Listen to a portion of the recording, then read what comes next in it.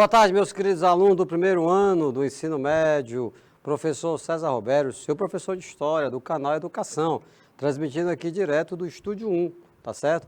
Esse programa de mediação tecnológica que democratiza o acesso ao conhecimento.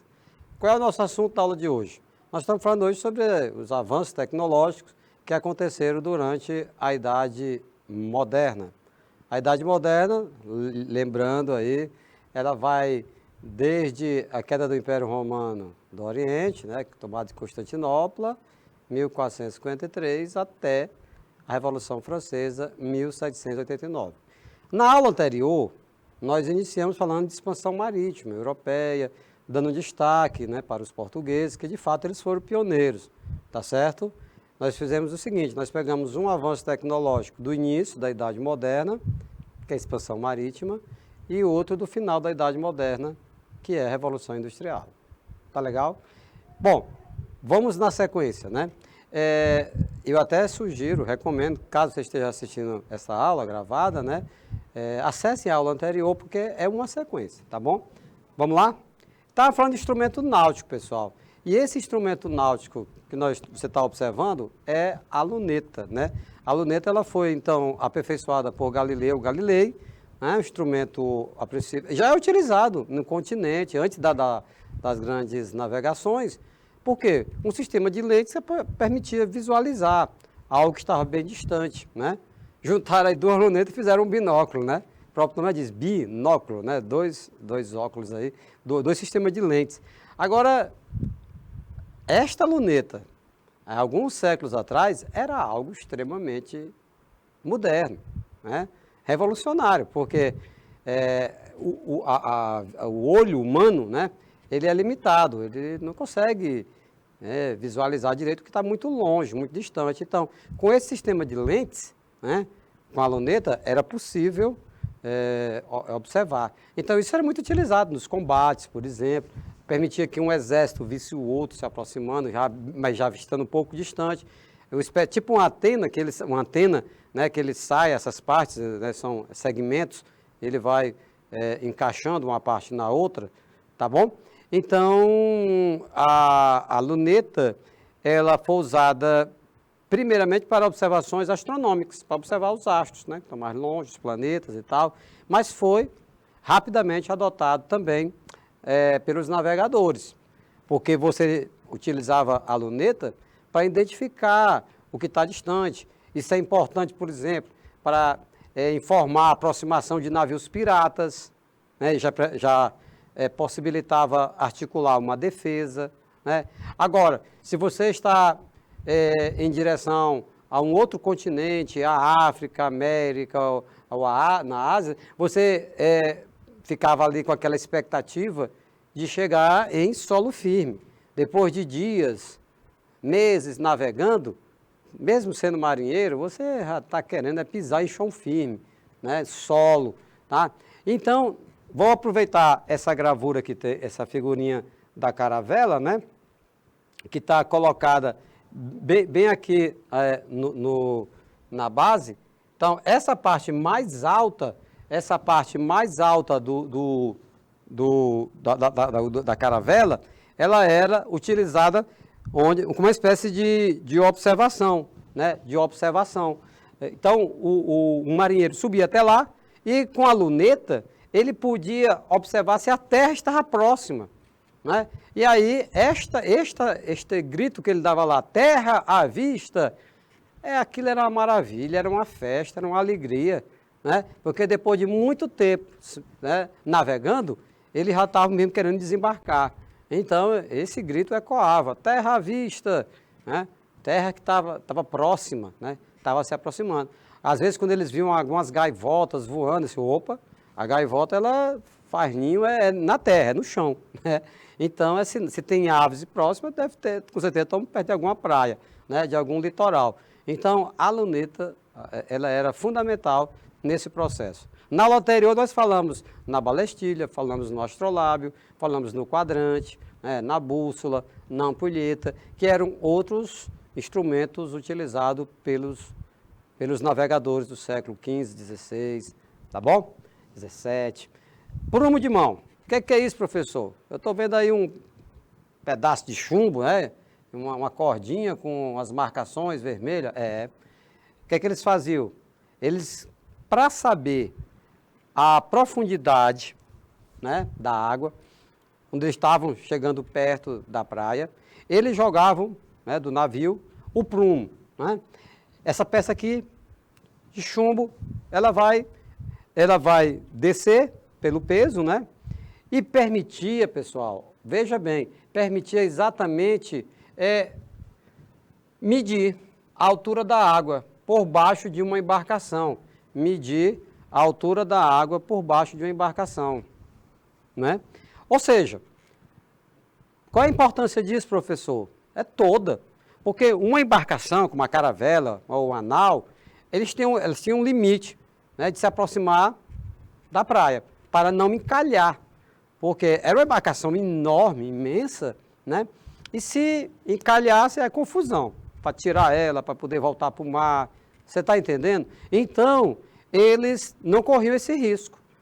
Jogavam o prumo de mão, baixava com a corda, e aí, depois parou, chegou lá no fundo, não desceu mais, espera aí. Marcava, né, dava um outro nó ali, nessa cordinha, puxava, e depois contava quantos metros tinha. Você está vendo? Está marcado de vermelho. Quantos metros tinha? Aí chegou, olha, 10 metros. Epa, vamos já voltar. Se a gente entrar mais, tem um risco de encalhar. Aí é confusão. Vamos. Se fosse um carro, seria atolar, né? Mas no navio, vai encalhar. Então, volta, né? Não. E aí, professor, como é que esse pessoal vai desembarcar? Outros navios, umas canoazinhas menores, descem da caravela, a remo, e eles conseguem chegar até a praia. E aí, uma embarcaçãozinha menor não vai encalhar. Beleza? É feita exatamente para isso. Cada coisa com a sua utilidade. A barquinha dá para chegar na praia. A caravela já não dá. A caravela dava para ir da Europa até o sul da África, navegava o mundo todo com a caravela. Já no barquinho não dava para ir, né?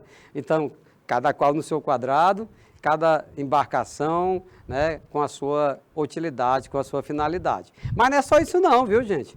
Não era só isso não, que olha que a inteligência desses homens, né, de antigamente era algo muito interessante. Além de medir a profundidade, a base de chumbo que vocês estão vendo aqui é cheia com sebo para trazer a amostra do fundo, de modo a conhecer a sua natureza. Bem aqui, ó, né, aqui na base dessa peça de chumbo, eles passavam sebo, né, sebo animal. Quando descia e tocava no chão, e quando voltava, trazia o quê? Podia trazer areia, pedaços de rocha, lodo. Então eles sabiam, opa, tem areia, pode encalhar. Opa, tem rocha, pode quebrar o casco. Opa, tem lodo, isso aqui pode deslizar aqui embaixo, é um perigo. Você está entendendo? Então, além de calcular a profundidade, né, também eles recolhiam amostras do fundo do mar. Tá bom? Amostra do fundo do mar.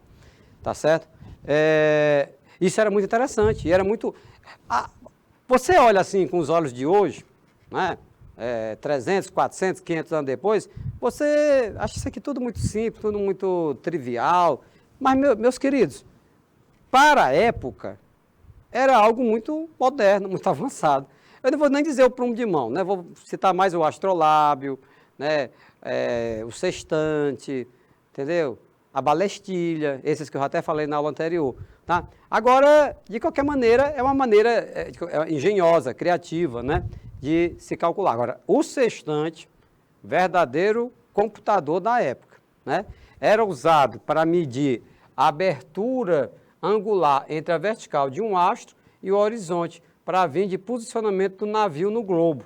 Então, esse aqui é uma réplica, né, de metal. Vocês observam que aqui embaixo tem uma parte móvel, né, que vai medindo o quê? Graus da circunferência. Aqui um sistema de lentes, tá? De lentes. O sextante, ao observar, se estivesse no norte, a estrela polar, se estivesse no sul, tinha que ser através do Sol, de outros astros, possibilitava eles fazerem o quê? Eles fazerem tanto a localização, saber onde é que eles estavam, né? Porque isso era importante, qual era a latitude, qual era a longitude, né? Em alto mar. como também saber a orientação. O que é orientação? Para onde estamos indo? Será se nós estamos indo, né, na rota correta? Ou será se nós estamos navegando à deriva? Então, para um marinheiro, navegar à deriva é a pior coisa que tem. Você está à deriva porque você não sabe mais o rumo, né? Você não sabe para onde está indo. É preciso urgentemente voltar para a rota, né? Que foi planejado, que foi tracejado, tá bom? Então, meus queridos, observe que o sextante, ele possibilitava isso. Eu até comentava na aula anterior que hoje em dia existem à disposição dos navegadores, né, uma parafernália enorme de recursos tecnológicos, né, que colhe informações de satélite, GPS, que permite, né, com muita exatidão, definir localização, né, latitude, longitude, rotas e tudo. Agora tem um problema. Se der uma pane nesses equipamentos, se queima algum circuito integrado desse daí, e se a criatura não souber utilizar um sextante desse, né, ele não se localiza. Porque em alto mar, vai perguntar o que para quem? Né? Cercado de baleias, golfinhos, tubarões, não tem placa, não é uma cidade que você vê as plaquinhas, deixa eu ver, tantos quilômetros. Então você tem que fazer uso do sextante, né, do astrolábio, desses instrumentos náuticos. Bons marinheiros que não querem ficar totalmente dependentes desses equipamentos, eles tratam logo de aprender a utilizar esses equipamentos, né? Lógico, ele não vai abrir mão da comodidade, da praticidade da tecnologia, mas também ele não pode ficar refém dela, entendeu? É que nem, por exemplo, um avião. Você sabe que tem os chamados pilotos automáticos, né? Computador, você programa a rota, né, tem sensores, tem um radar e tal, informações, né, das torres de controle, eles podem conduzir um avião. Mas se der um problema, um piloto automático, o que vai acontecer? Uma tragédia? Não. Aí um piloto, um ser humano, desativa esse piloto automático e ele assume, né, o manche do avião, o controle da aeronave. Você está entendendo? Então, é importante? Agora, não é bom depender. Não é bom depender totalmente não, porque às vezes você tem que entrar mesmo com o seu conhecimento, com a sua experiência, com a sua habilidade. Tá legal? Bom, pessoal, como nós já tratamos sobre expansão marítima europeia, né, o avanço tecnológico no início da Idade Moderna, vamos tratar agora de um outro momento, né, em que houve uma grande passo na evolução da tecnologia, que foi com a Revolução Industrial, tá certo? Mas só reforçando, expansão marítima, início da Idade Moderna, Revolução Industrial, o final da Idade Moderna. O que é que tem de comum, professor? O que tem de comum que foi 2 momentos de grande impulso, de grandes mudanças, de grandes rupturas, né? Eu não falei há pouco que a expansão marítima, ela possibilitou, né, conexão de diversas partes do globo, né, bem distante, culturas, idiomas, animais, plantas, que um continente não conhecia do outro, entendeu? Então, a Revolução Industrial, que nós vamos tratar a partir de agora, possibilitou uma série de mudanças, de transformações, de impactos. É bem verdade que alguns positivos e outros negativos, como nós vamos ver agora. A primeira Revolução Industrial foi um grande desenvolvimento tecnológico iniciado na Inglaterra a partir da segunda metade do século XVIII. Pronto, aqui você se localizou no tempo e no espaço. Quando estávamos falando sobre expansão marítima europeia, nós dissemos que quem liderou o processo foi Portugal, depois seguido da Espanha, da França, Holanda, Inglaterra, as outras nações europeias. Quando? Começou no século XV, 1415, depois continuou, né? Já a Revolução Industrial vai começar na Inglaterra, entendeu aí? Expansão marítima, Portugal foi pioneiro, Revolução Industrial, a Inglaterra foi pioneira, tá? E a Inglaterra no século XVIII. Expandiu-se depois para a Europa Ocidental, Estados Unidos, Japão, aí vai para a Alemanha, para a França, você está entendendo? Então, não vai ficar restrita só à Inglaterra. Lógico, assim também como a expansão marítima não ficou restrita somente a Portugal. As transformações causadas pela indústria possibilitaram a consolidação do capitalismo, sim, dessa forma de organizar a economia, né, garantindo geração de riqueza, produção, tá certo? Então, quando nós tratávamos sobre expansão marítima, as imagens que nós vimos com muita frequência foram aquelas grandes caravelas, as naus, agora as imagens são essas, chaminés, a locomotiva, entendeu? A fumaça das chaminés, né? Então, observe que são novos tempos. Isso muda o cenário, né, da Europa, a paisagem, mas muda também muitos paradigmas que nós vamos comentar na sequência. Quais são as mudanças? Vamos lá. A produção manual, ela foi substituída pela utilização da máquina. Tá? Ou seja, quem fazia trabalhos artesanais ou manufatureiro, tudo isso deu lugar à máquina, porque a máquina produzia mais em menos tempo, com menos mão de obra, proporcionando mais lucros. Tá certo? Então, quebrou uma série de paradigmas. Porque antes, para você produzir mais, você precisava de mais mão de obra, não é verdade? Antes da máquina. E você precisava de mais tempo. Agora, a máquina, ela inverteu essa lógica. Você pôde produzir mais, com menos mão de obra, porque a máquina substitui, né, operários, em menos tempo, porque a fábrica produz mais, né, em menos tempo, e proporcionando mais lucro. Por que mais lucro? Ah, meu irmão, uma coisa é fabricar um objeto por semana, outra coisa é fabricar 1000 no dia. Então, o lucro vai ser bem maior. Haja mercado consumidor. Agora, o que vai acontecer? Vão ter os impactos. Isso tudo não vai sair de graça, né? Veja só, o estímulo à exploração dos recursos da natureza de maneira excessiva, uma vez que a capacidade produtiva aumentou. Porque uma coisa é um artesão, né, que faz mesa, ele vai lá, pega uma árvorezinha, serra e tal. Outra coisa é uma fábrica de cadeiras, vai precisar de mais madeira, tá certo? Então vai explorar mais a natureza, entendeu? Então, de onde vem a matéria-prima? Da natureza, né? Então, este impacto ao meio ambiente foi algo, né, muito cruel.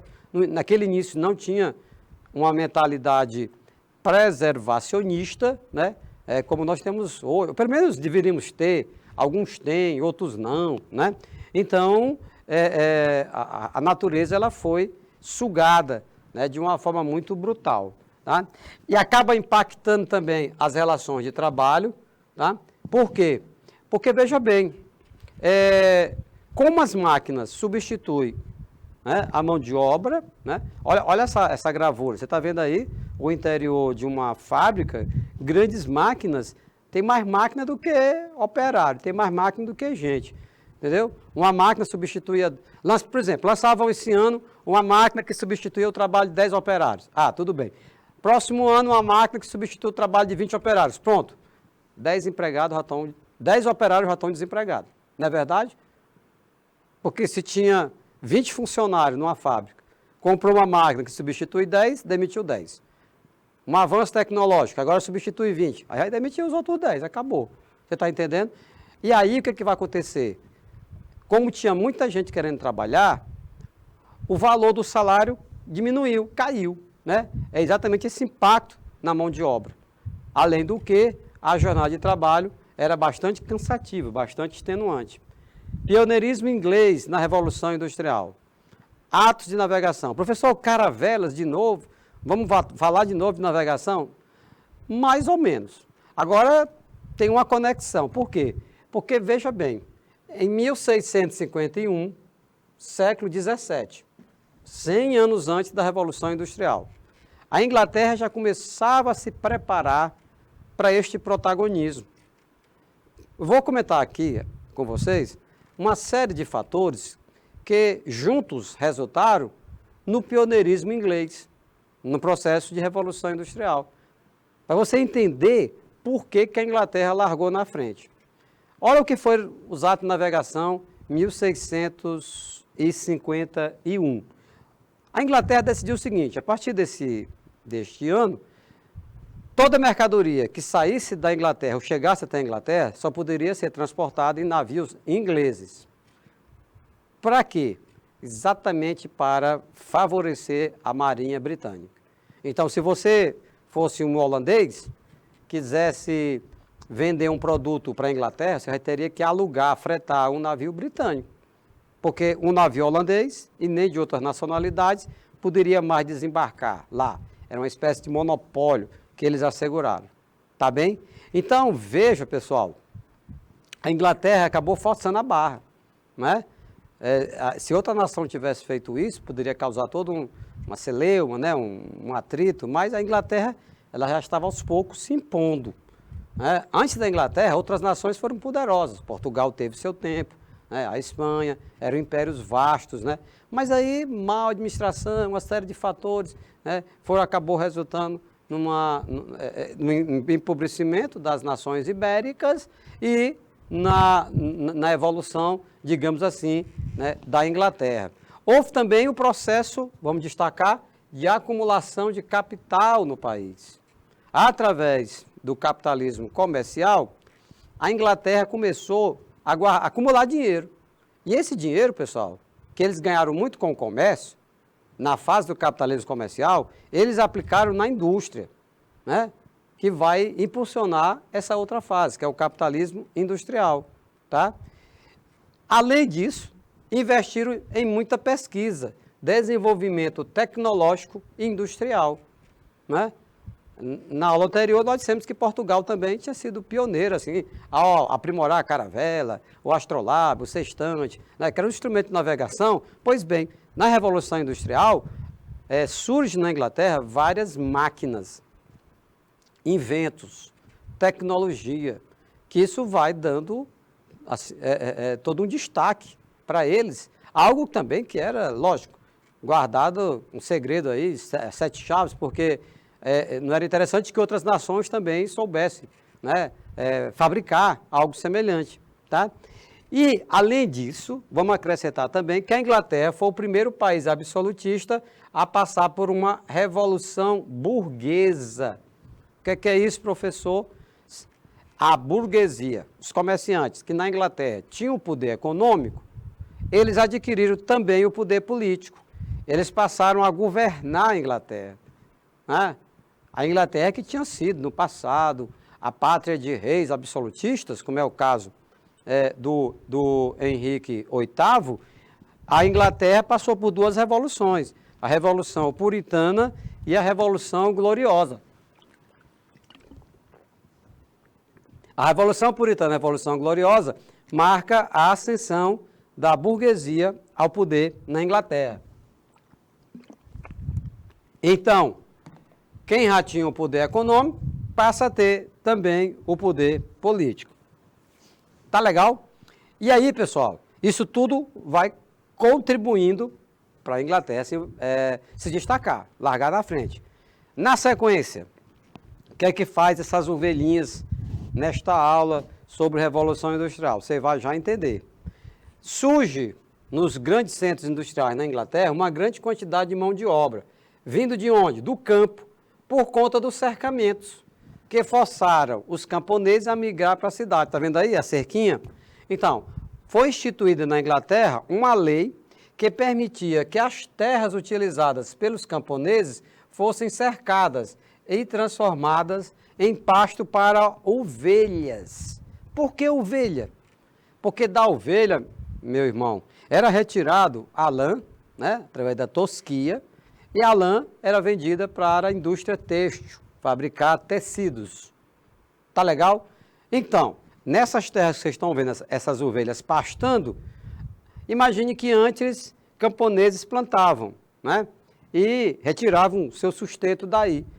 Quando os proprietários da terra perceberam, não, peraí, o que dá lucro é lã, então eu vou cercar essa terra, vamos encher de ovelhinhas para poder vender a lã, não é a carne da ovelha, não, a lã. O que é que vai acontecer? Aqueles camponeses que moravam nessas terras, não tendo mais condições de plantar, tá certo? E nem de criar os animaizinhos dele, acabam migrando para a cidade. É o êxodo rural, né? Esse movimento do campo para a cidade. Chegando na cidade aos milhares.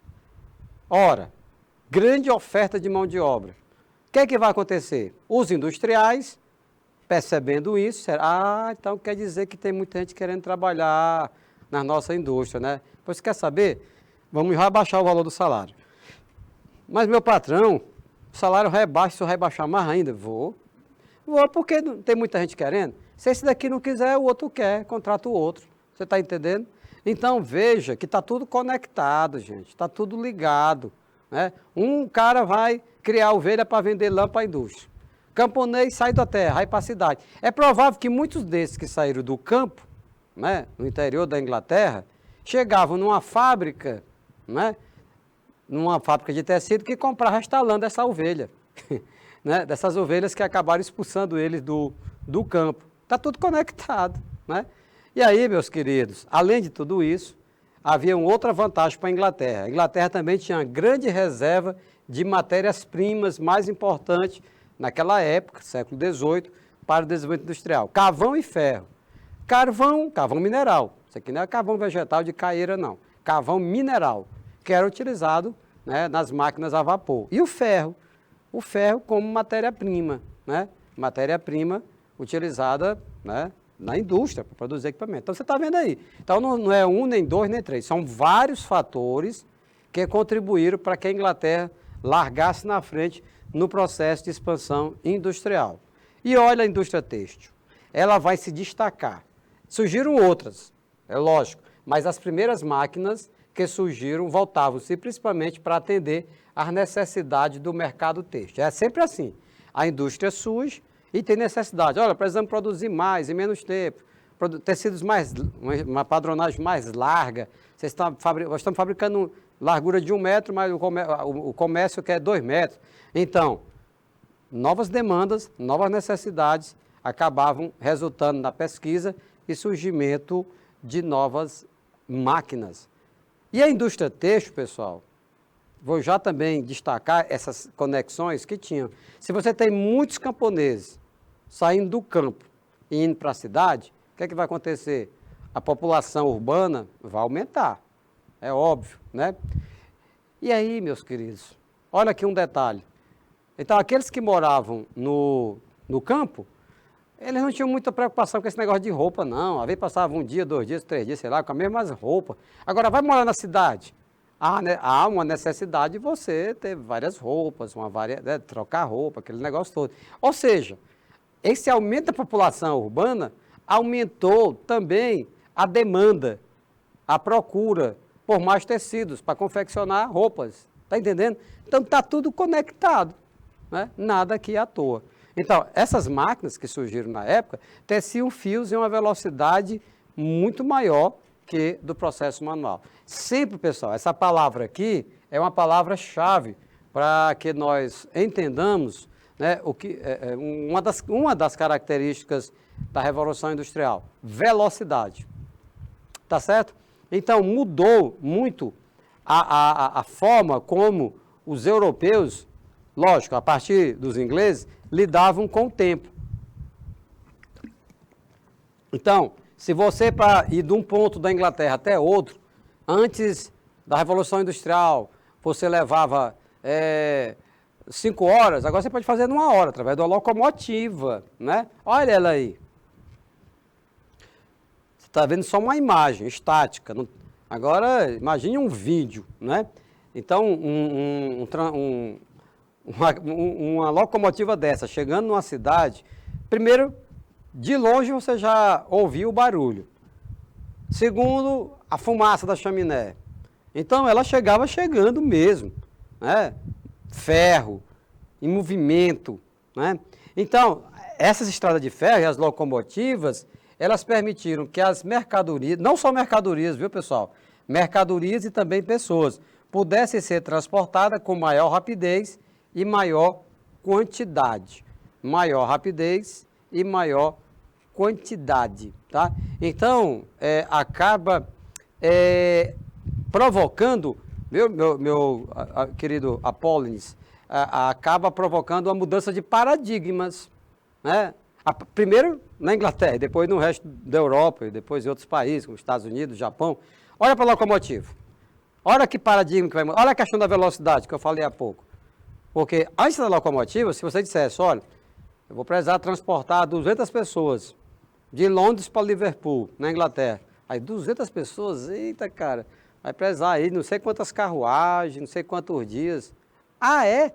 Pois com a locomotiva, todos eles vão num vagão. Vamos colocar 200 só no vagão e vai tudo junto. Tem negócio de várias carruagens, tem negócio de levar vários dias, não. Uma hora vai estar lá.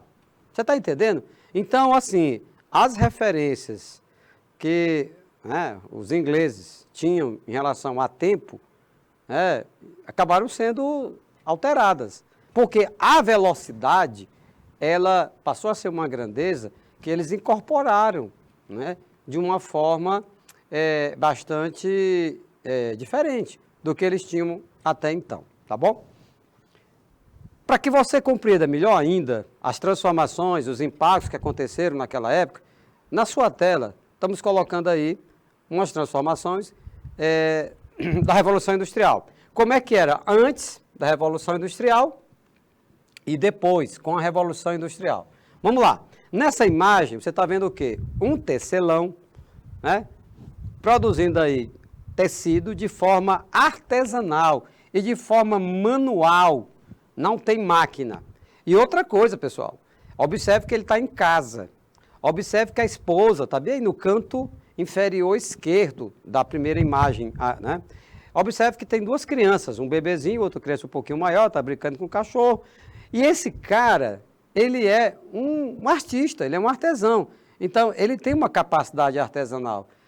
Esse tecido pode ser que só ele, na cidade, saiba fazer. Ele tem uma técnica, ele tem uma habilidade, né? E outra coisa, o cara está em casa. Ele resolve que hora que vai começar a trabalhar e resolve que hora que vai parar.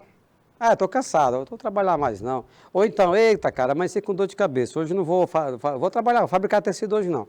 Bom, com a Revolução Industrial o negócio mudou. Primeiro que você está vendo aqui que essas mulheres, essas operárias, elas não estão em casa, elas estão na fábrica, né? Elas estão no seu trabalho, não tem criança aí perto não. Segundo que você está vendo aí máquinas, muitas máquinas, né? Então, a máquina passou a ser a grande responsável pela produção. E aí, meus queridos, habilidade artesanal não era mais necessário. Se para o nosso amigo aí da esquerda, que está em casa, né, no conforto do seu lar, produzindo tecido, né, uma peça de tecido, ele era um artista, ele tinha uma técnica que ele dominava. Essas mulheres operárias da indústria têxtil, elas bastam apertar botões, acionar alguma manivela, né, porque a máquina não trabalhava sozinha, também precisava de algum ser humano em algum momento. Mas aí, meus queridos, nós temos grandes mudanças. Se o nosso amigo tecelão resolve a hora que vai começar a trabalhar e resolve a hora que vai terminar o seu trabalho, não acontece o mesmo com as operárias. Ela tem hora para chegar, elas têm hora para sair. Então, são vários impactos que causam. E aí, vamos trabalhar agora, né, algumas máquinas que revolucionaram naquela época, como, por exemplo, em 1712, comecinho do século XVIII, a primeira máquina a vapor que foi amplamente utilizada, né, foi criada pelo inventor Thomas Newcomen, que era um ferreiro, né, em Devonshire, que se baseou na bomba a vapor de Thomas Savery. Então, aqui do lado, você está vendo aqui, olha aqui é uma pessoa, só para você ter uma ideia do tamanho, da grandiosidade dessa máquina, essa aqui, toda aqui, uma representação, as letrinhas que formavam as peças, olha aqui. Então, tudo isso causava, né, uma transformação, um impacto, né, visual, e aumentando a produção. Então, veja aqui um ferreiro, cara inteligente, criativo, ele começou, já se baseando em uma outra invenção, ele desenvolveu a primeira máquina a vapor, que foi amplamente utilizada, né? Então, muita técnica, muita ciência, muita pesquisa. Em 1733, foi a vez de John Kay, um carpinteiro e tecelão, que inventou a lançadeira mecânica, volante, que aumentou a rapidez na fiação, multiplicou a produtividade por 4 e permitiu que as peças fossem mais largas que as produzidas pelas mãos dos trabalhadores. Está vendo? Então, até essa questão humana, né, da própria anatomia, acabava muitas vezes limitando o produto final. Foi preciso, portanto, a máquina libertar, vamos dizer assim, a produção desses limites humanos. Você está vendo, o John Kay, ele inventou uma máquina que possibilitou produzir peças mais largas, né, do que aquelas produzidas pela mão dos trabalhadores. O mercado começava a ditar suas necessidades. Em 1733, John Wheat e o Lewis Paul inventaram a primeira máquina de fiar com 8 fusos. Então, é a capacidade de produção que vai aumentando, né? E eles vão desenvolvendo sempre novas máquinas. Em 1768, Arkwright inventou o tiar hidráulico, né, movido a água ou a tração animal, por meio do qual os fios se tornaram mais resistentes. E aqui nós já estamos em 1768. Você está vendo aí o inventor e do lado a invenção, né? Uma relíquia, né, expostas, né, em museus, né, que mostra uma série de engrenagens. O que eu acho interessante é que você está trabalhando com fios, né, de tecido. E essas máquinas, elas eram tão meticulosas, bem projetadas, a ponto de não quebrar esses fios, né? Trabalhavam rapidamente, desenrolando esses carretéis, e iam fabricando os tecidos. Isso é impressionante. Em 1769, James Watt, um escocês matemático e engenheiro, começou a trabalhar no aperfeiçoamento da máquina a vapor, que permitiria substituição das formas de energias conhecidas e utilizadas até então por outra, o vapor, produzido por caldeiras movidas a carvão, capaz de manter o movimento contínuo, potente e estável, no menor custo possível. Opa! Olha, menor custo, né? Então, pessoal, na verdade, muita inteligência foi mobilizada, né, na Inglaterra exatamente para garantir esse aumento, né, na taxa de lucros, né, dos industriais, a ponto que possibilitasse, como eu falei há pouco, produzir mais em menos tempo, com menos mão de obra e possibilitando maiores lucros. Portanto, era outra lógica. Na época do capitalismo comercial, a produção manufatureira, isso acabava não acontecendo desta forma. Primeira Revolução Industrial, né? São várias fases da Revolução Industrial, mas só a título de revisão, nós vamos trabalhar aqui a primeira, que foi, né, logo no início. Houve a expansão do comércio, claro. Por quê? Porque se você está produzindo em uma escala maior, há necessidade de escoar essa produção, né? Há necessidade de vender, né? Os industriais não fabricavam para armazenar, não tinha lógica isso, aí a empresa ia quebrar, né? Então, havia necessidade de dar todo assim um andamento, tinha que fluir. Então, eles procuram clientes em qualquer continente, onde eles estivessem, né? E a mecanização também foi expandida, possibilitaram maior produtividade e aumento dos lucros. Produtividade, pessoal, você não vai confundir com o conceito de produção. Produtividade é você produzir mais em menos tempo, né? Porque você produzir mais em mais tempo, você aumentou a produção, mas você não aumentou a produtividade. É que nem algumas pessoas que aprendem estudando menos tempo do que outros. O cara estudou o dia todo, ele teve uma produção. Ninguém sabe como é que foi a produtividade dele, né? As informações que ele conseguiu reter e tal.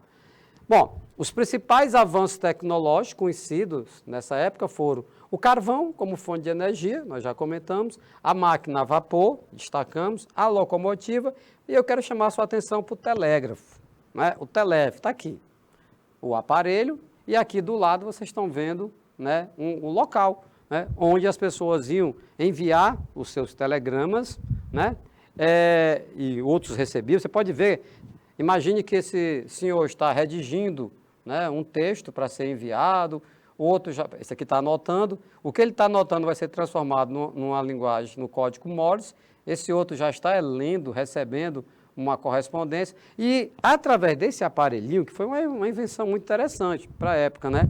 Por quê? Porque você não tem que comparar, né? O telégrafo não é com o celular, né? Não é com o computador, você tem que comparar com o que existia até então. Como é que os caras se comunicavam naquela época, né? Há 300 anos atrás? Através de cartas, textos escritos. Então você escrevia uma carta, né? Colocava lá nos correios, um carteiro saía a cavalo ou numa carruagem, né? E levava para outra cidade, entendeu? Mandava para outros países. Isso levava tempo, pessoal. Se fosse algo muito urgente, então não tinha mais nem sentido depois que a pessoa lesse. Agora, com o telégrafo, era instantâneo, né?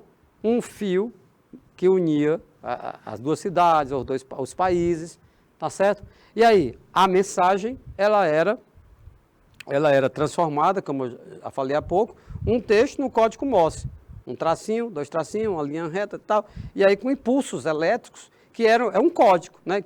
Que era o código na emissão e que era decodificado na recepção, né? Na outra cidade.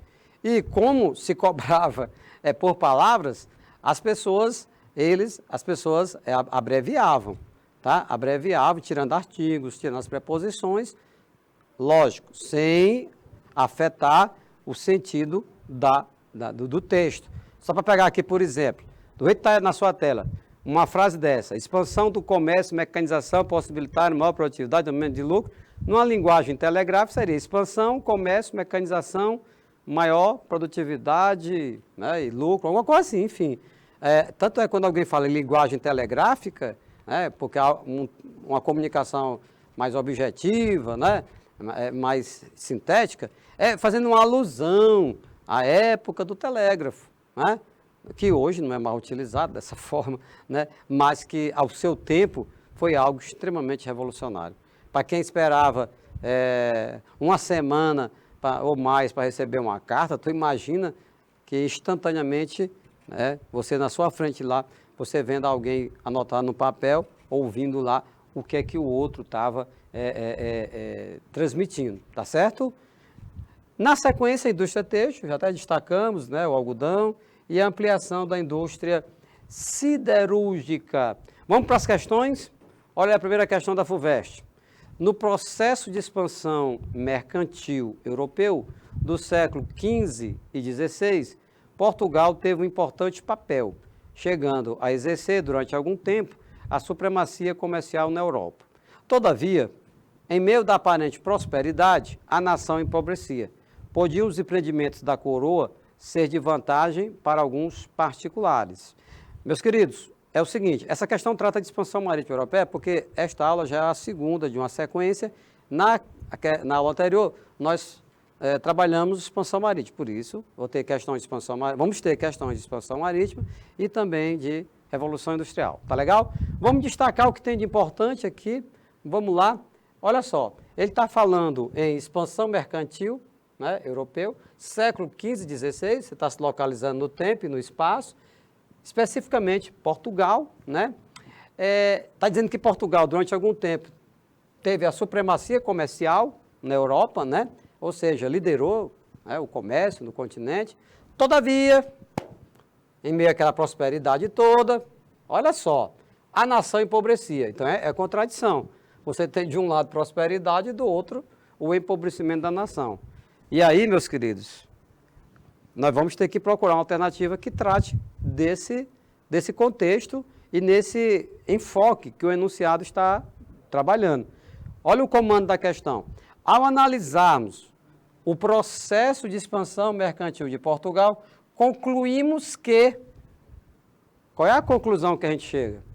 A falta de unidade política e territorial em Portugal determinava a fragilidade econômica interna? Não, pessoal. Vamos grifar falta de unidade política e territorial em Portugal, tá certo? Porque está errado. A bem da verdade, Portugal foi o primeiro Estado nacional europeu.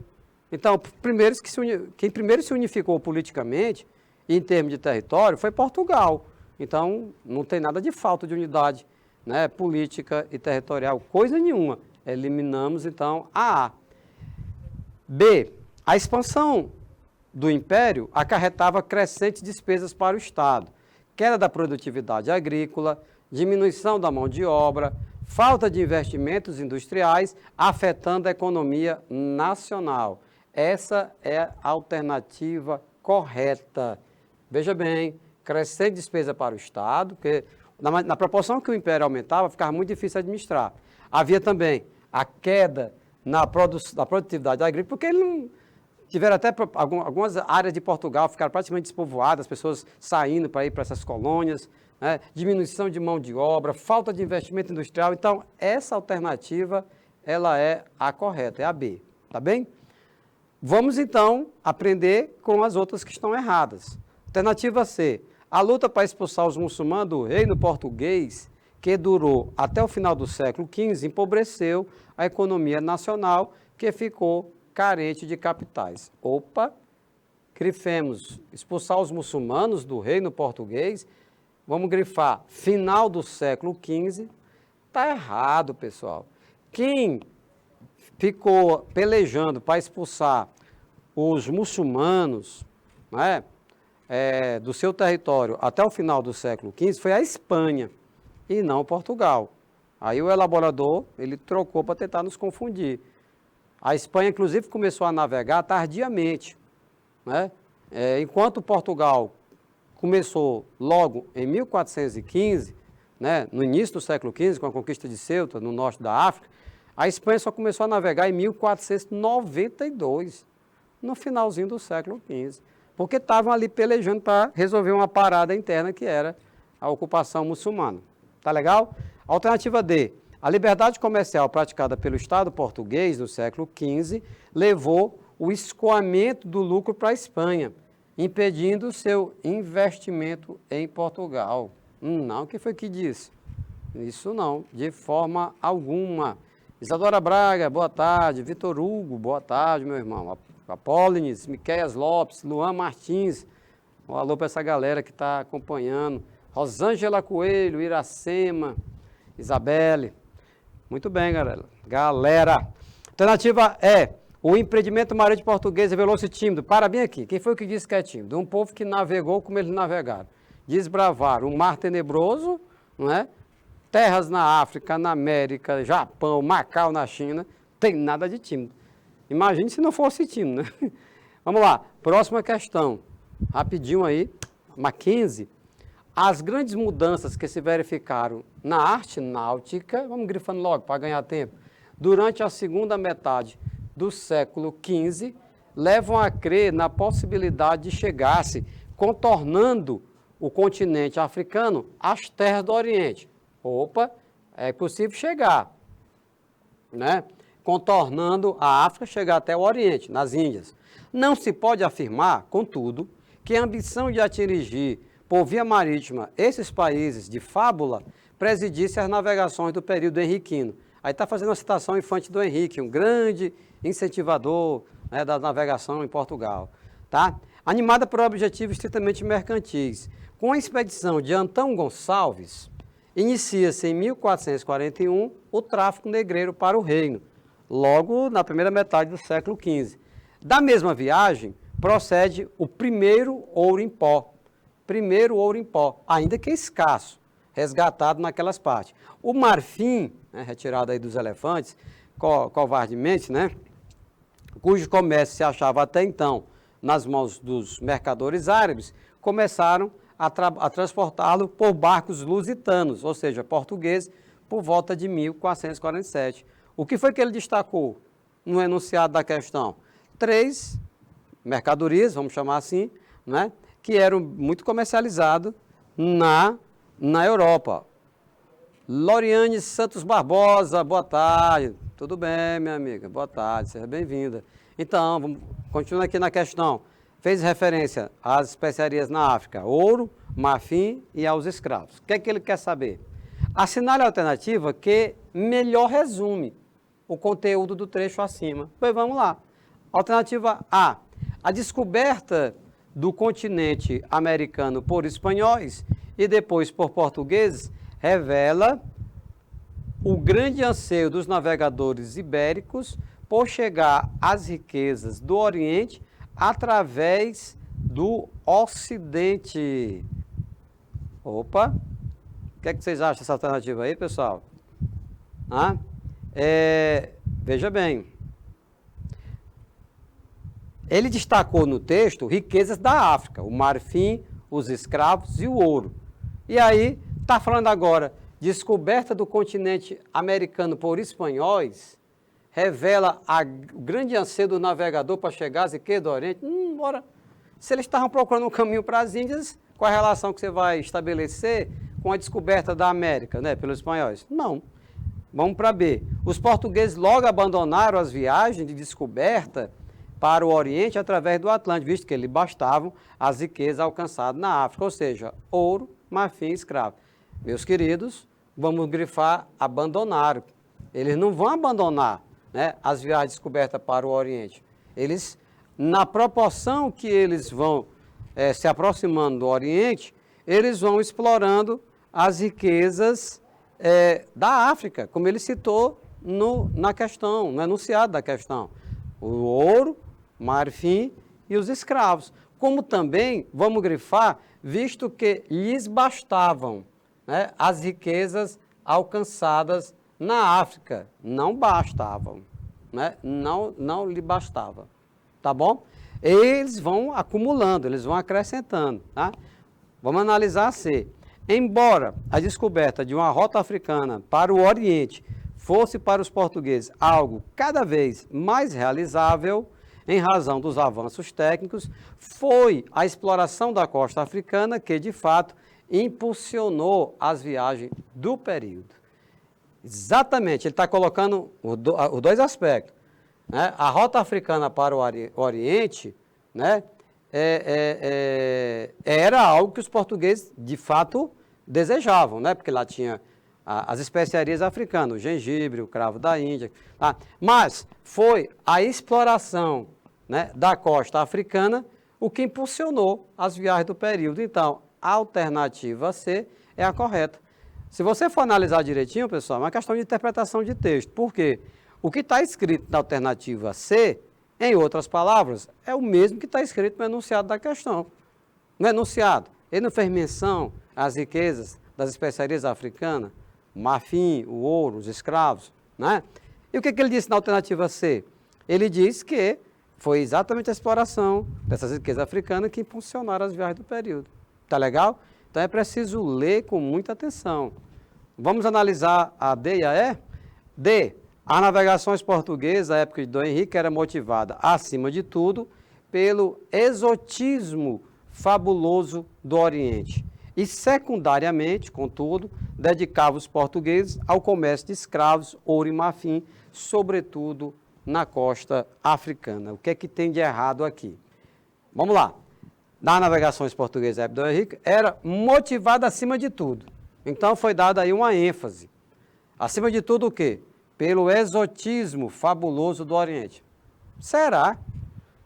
Aquele povo arriscava a vida, né, saindo de Portugal, enfrentando o que era chamado de mar tenebroso, tão somente atraídos pelo exotismo fabuloso do Oriente? É lógico que não. Eles queriam a riqueza, especiarias, mercadorias, que eles pudessem lucrar, né, de forma extraordinária na Europa. Tá? Então, acima de tudo, não, está errado. E aí ele segue dizendo que, secundariamente, dedicavam-se os portugueses ao comércio de escravos, ouro e marfim, sobretudo na costa africana. Ora, secundariamente, não. Se é isso que dá lucro, então, primeiramente, assim, se você for para usar as mesmas palavras que ele utilizou, seria, acima de tudo, o comércio de escravo, ouro e marfim.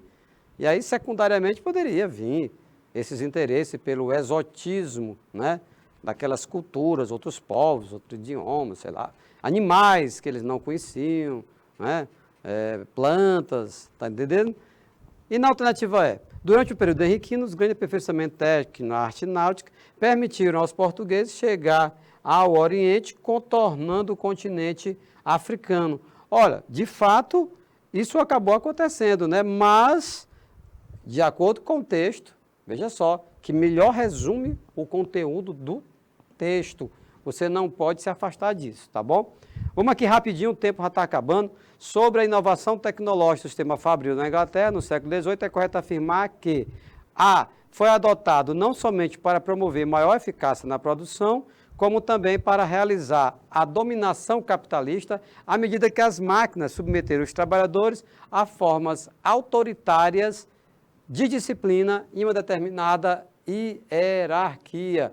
Olha só, maior eficácia de produção, a inovação tecnológica na Inglaterra, século XVIII, sim. Dominação capitalista, sim. Máquinas submeteram os trabalhadores de formas autoritárias, disciplina e uma determinada hierarquia, ok. Então, mais correta é impossível. É a alternativa A. Ok? Rapidinho, o que é que tem de errado nas outras? Vamos lá, ligeiro bala. B. Ocorreu graças ao investimento em pesquisa tecnológica feito pelos industriais. Às vezes nem era pelos industriais, você viu que era um ferreiro, né? Um tecelão. C. Nasceu do apoio dado pelo Estado às pesquisas? Também não. O Estado não vai apoiar as pesquisas. D. Dentro das fábricas, proprietários estimulavam os próprios operários a desenvolver tecnologia? Não. E por último, foi exclusivamente produto da genialidade, né, de algumas gerações de inventores? Cuidado, única e exclusivamente não. É muito importante prestar atenção aos termos, nas alternativas, as ênfases que são dadas. Meus queridos, vamos concluindo por aqui, nessa aula de hoje, que nós tratamos sobre os avanços tecnológicos na Idade Média, na Idade Moderna, começando a partir da expansão marítima e concluindo com a Revolução Industrial. Um forte abraço e até a próxima aula.